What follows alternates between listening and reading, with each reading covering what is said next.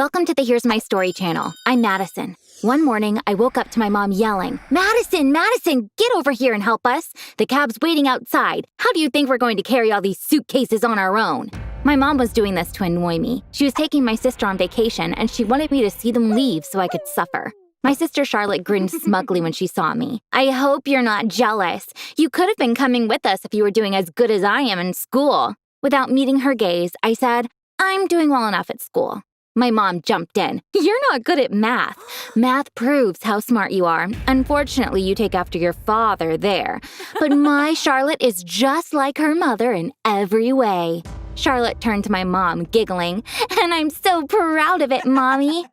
My parents got divorced 5 years ago. It was my dad who wanted to break up. That's why my mom is still mad at him. She belittles my dad every chance she gets. I look so much like my dad, and that must be why she doesn't like me as much as she likes my sister.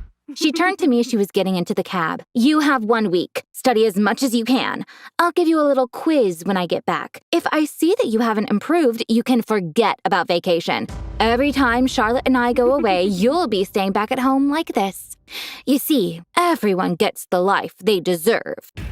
When I went back into the house, I could no longer hold back my tears. I started crying. Actually, I didn't care if I was going with them or not. What really upset me was the injustice of it all. Yes, I'm bad at math. I don't get math no matter how hard I try. But I can't stand my mom treating me like I have a lower IQ just because I'm bad at math.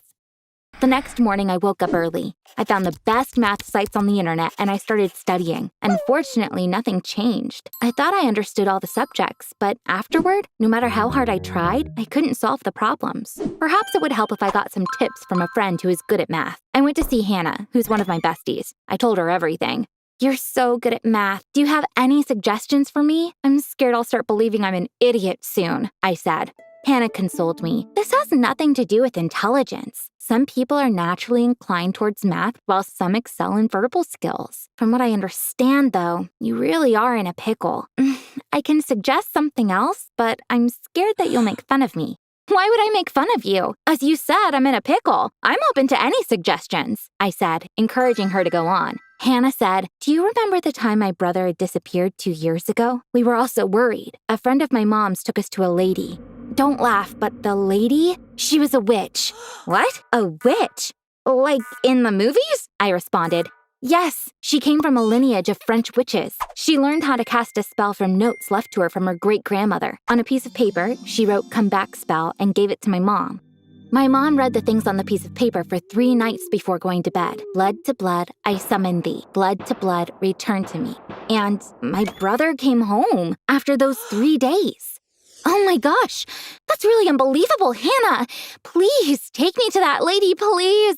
I will never forget this favor, I said, practically begging her. Hannah accepted. I was elated. I had a wonderful surprise for my mom, Charlotte, in mind. After a long bus ride, we arrived at the neighborhood outside of the city. I was surprised when we got to the witch's house because it looked quite normal. Hannah had called the lady in advance to let her know we were on our way. When we walked in, I was disappointed again because the witch looked very normal. She'd offered us tea and biscuits. We had a nice chat. Madison, you're so sweet. I'll be very happy if I can help you. I have a great spell for you, she said. Really? Will it make me smarter? I asked her excitedly. I think you're smart enough. It's normal to have difficulties with math. One cannot excel in every subject. I'll help you with your learning, not with your IQ, she said, and with a big smile on her face added, let's go into my study. It's time for some magic. I was astonished when we entered her study. This was definitely a witch's room. Candles were the only source of light here. There were so many old books on the shelves, so many jars everywhere. I picked up a jar filled with green liquid. The tag on it said, mouse milk. I shivered. I put it back immediately. The lady seemed different in this room, too. She had turned into a full-blown witch. Even the tone of her voice changed. She handed me an envelope. In a raspy voice, she said, there is a piece of paper in this envelope. Don't read it now. The name of this spell is knowledge absorption. Get in front of the mirror at dawn and say the magic words. You will learn everything easily with the help of this spell, but you'll forget it all at dusk. I took the envelope and thanked her. Hannah looked just as worried as I was. With quick steps, we left the room. When I woke up the next morning, I was so excited. To be honest, I was a little scared as well. I stood before the mirror just like the witch had told me to do. I took a deep breath. There was a yellow note inside the envelope. I took it out. Right as the sun was coming up, I began reading the spell from the note. In this place and in this hour, I call upon the ancient power. From dusk till dawn, I will understand everything from the sky to the ground. I had imagined a ray of light was going to wash over me and maybe even a voice along with it, but nothing happened. Was the witch lady a charlatan? Did you go all that way for nothing? The spell didn't seem to work, but I wanted to try it anyway. I took the math book that was sitting on my desk. Right at that second, something unexpected happened. Suddenly, I felt an irresistible urge within myself. The pages of the book started moving without me touching. Letters and math formulas appeared on the walls. They hovered up in the air for a while and then flew into my brain. Then everything went back to normal. I looked at the questions to see if I could solve them.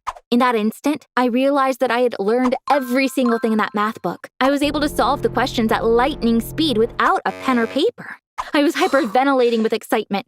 I lay down on the floor. The spell had worked. It sounded incredible, but I was a math genius thanks to the spell the witch had given to me. My mom and Charlotte would be so surprised. I began laughing out loud.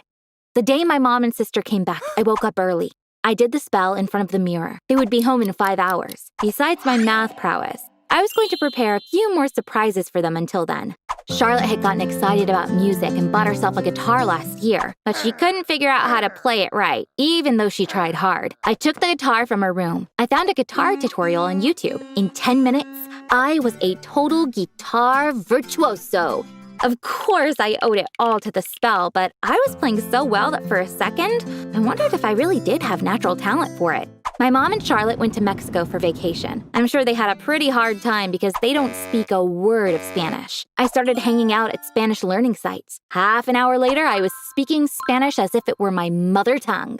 When my mom and sister arrived, I greeted them at the door. I helped them with their suitcases. Apparently, they thought I'd be upset with them. They were surprised to see me in such a happy mood. Charlotte cut to the chase to kill my buzz. Did you study math, dear sister? I'm sure you gave up at some point because you just don't get it.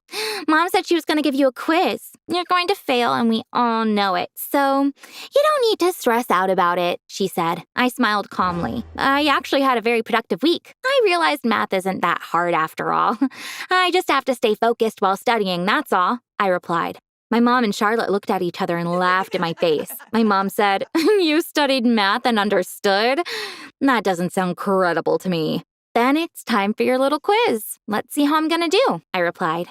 My mom and Charlotte took the math book and started preparing the quiz questions for me. They came to my room and gave me the questions. Then they stood by watching me. They were both grinning since they were sure I was going to fail. There were 5 questions. I barely glanced at them and then gave them all the answers. My mom opened her eyes wide. We just prepared those questions. You didn't know what we were going to ask, but they're all correct. This is impossible, she said. Charlotte was as shocked as Mom. I'm sure she cheated. No way she could have done it so fast. She didn't even write anything down, she yelled. I saw that when you focus, math is not difficult at all. I actually had some free time to develop a few other skills than math, I said. Then I asked them in Spanish how their vacation went. Naturally, they didn't understand. Charlotte said in disbelief, You speak Spanish? Apparently, they needed someone who spoke Spanish in Mexico. Yes, I answered, and continued to speak to them in Spanish. They were both staring at me, mouths agape. Spanish is a really easy language to learn. It didn't take much of my time. There's actually one more thing I want to show you other than math and Spanish. I wonder if you're going to like this more, I said, and took my sister Charlotte's guitar. I said to my sister, Why were you not able to learn how to play the guitar? It's like child's play, and began strumming. I was playing it so well that I was surprised at how powerful the knowledge absorption spell was. My mom and Charlotte had the biggest surprise of their lives that day. Looking into her eyes, I could tell how jealous my mom was of me. It was expected. I was better at math now than her beloved daughter would ever be. I excelled at playing a musical instrument Charlotte couldn't play. And I could speak Spanish as fluently as a native speaker. I learned all of this in 1 week. From then on, they have always been jealous of me because I keep surprising them with a new skill every day. Last month, I became a chess champion at the high school league. The mobile game I developed after learning coding became really popular. One day, I cooked Russian cuisine. The next day, Turkish. I have another skill that I don't show them. After casting the spell in the morning, I spent some time learning about the stock market. I got into it by buying a few stocks with my allowance. The money in my investment account hit $250,000 in no time. When it hits $1 million, I'm going to buy a beautiful house in a beach town in Mexico. Then I'll invite my mom and Charlotte to my summer house and give them another huge surprise. I'm really curious to see their faces when I do that. Hi, everyone. I'm Arya. My name has become very popular thanks to the TV show Game of Thrones, but there's an interesting story behind how I got this name. Arya means air in Italian. So why was I named Air? Because I was born on an airplane, and that was the name chosen by the Italian pilot. You heard that right. I was born 16 years ago on board an airplane in the middle of a transatlantic flight. According to official records, the odds of being born on an airplane are 1 in 26 million. There have been nearly 50 babies born in the air so far. Of course, these were all unexpected births. My mom was on her way to visit my grandmother who had broken her hip. But for whatever reason, I decided to enter this world during her trip and became one of those 50 babies. Even though there were a lot of mishaps during my birth, I'm so happy that I was born on a plane because I have an interesting birth story. And also, the airline gifted me a golden ticket. Thanks to this, I can fly anywhere in the world for free. Now, let me tell you my story from the beginning. My parents are both mining engineers. At the time, they were working at a gold mine in India. My mom was planning to give birth to me there. But when my grandmother, who lived in New York, fell down the stairs and broke her hip, my mom wanted to go right away because there was nobody else that could look after her. Airlines have different policies when it comes to pregnant passengers.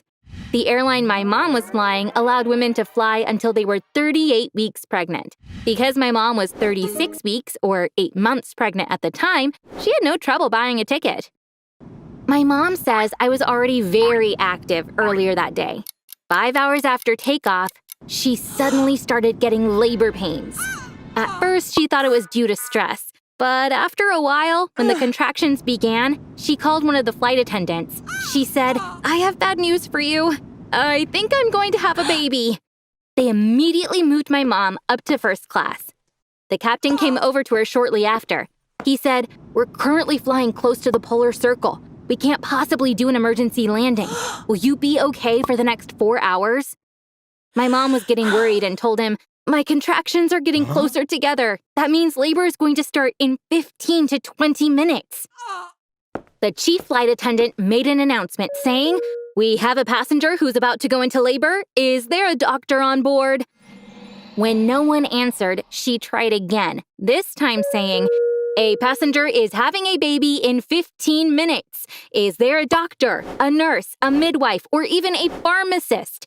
Anyone who's in healthcare?" One of the passengers said, "My daughter is in medical school. She's very scared, but I think there's a chance she may be able to help you." The girl was so nervous. She snapped at her mother saying, "Mom, I'm just in my 3rd year. I've never even seen anyone give birth. You probably know more about it than I do. You've at least done it yourself." But when the chief flight attendant said, "I understand, but you're the only person on this plane who knows anything about healthcare. Please help us," she had no choice but to say yes. They cleared the first class section to prepare for labor. As you know, first class seats can turn into comfortable beds. Flight attendants converted that space into a small hospital room and laid my mom down. Then they brought hot water and towels, just like in the movies. But just when they thought everything was okay, they realized that the medical student had disappeared. After searching for a while, they found her hiding in the bathroom. She'd locked herself in there because she was so scared. Her mom went to the bathroom door and started begging her. They finally convinced her to come out. When she was finally brought to first class, she was crying and saying, "I can't do it. I can't do it." My mom had been pretty calm until then. When she saw the girl, she started crying too. The chief flight attendant saw that things were getting out of hand and decided to take control of the situation. First of all, she sent the girl back to her seat. Then she turned to my mom and said the magic word, "Push!" Once my mom heard that, she stopped crying and started pushing.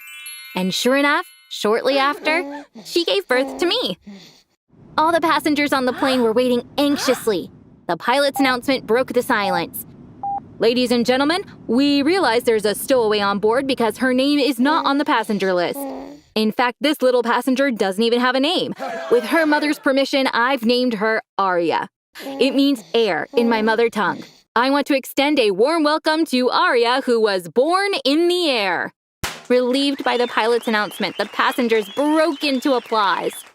The captain called my dad on his cell phone to give him the news and then put my mom on. Because there were no video calls back then, Dad was only able to listen to my crying. After landing, they took my mom and me straight to the hospital. The doctor examined us and said there was nothing wrong with either of us. My dad came to New York the following week. When he went to deal with the paperwork, the official asked him about my place of birth. When Dad said Aria was born on a plane, she was surprised.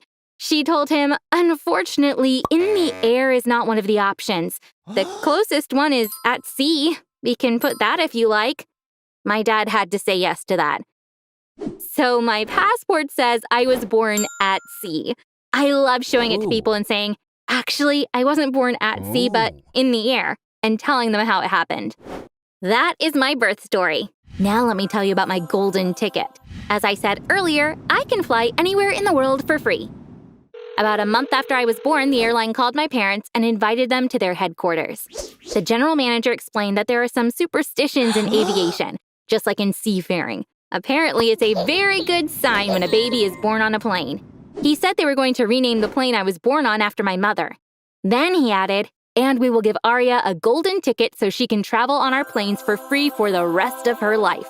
Which of course made my parents really happy.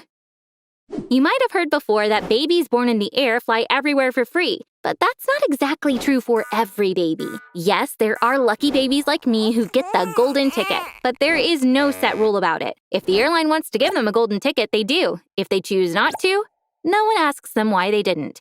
One more thing. Some airlines that give out golden tickets announce it publicly and others don't. For example, our airline chose not to make an announcement.